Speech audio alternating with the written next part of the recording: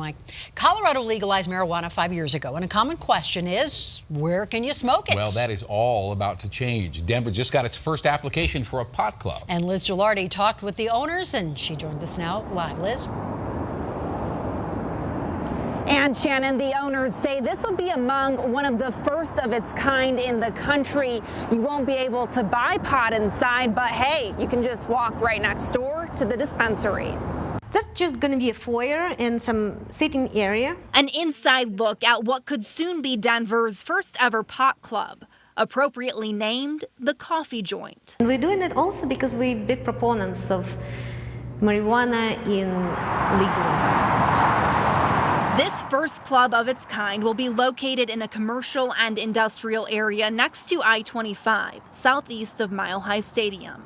The owners happen to have a dispensary right next door. You can come on back with me. Because selling marijuana is not allowed inside. That's going to be 103.53. And you won't be able to smoke, only vaping and edibles allowed. Once the rules and regulations came down, it was like, no way. Dan Landis, entrepreneur and owner of City O City, wanted to incorporate marijuana into his businesses, but says the regulations make it next to impossible. They were so prohibitive that as an entrepreneur, the opportunity to make a successful business just was sort of squashed by the regulations. Denver's social consumption measure was too close to call when ballots came in last November.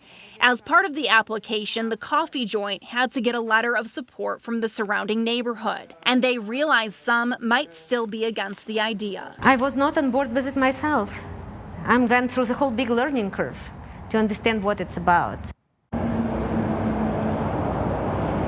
And so here's how it works. It would cost $5 to get in. They'll have coffee, tea, some pastries, cookies available for purchase inside. But, you know, we also wanted to know, how do they expect people to get home safely? There is a light rail station. It's about a 10 or 15-minute walk from here. And they're also trying to work out some deals with ride-sharing companies and taxi services at a discounted rate to make sure people get home safe. Reporting live tonight, Liz Gilardi, Denver 7. Interesting. Thank you, Liz. And this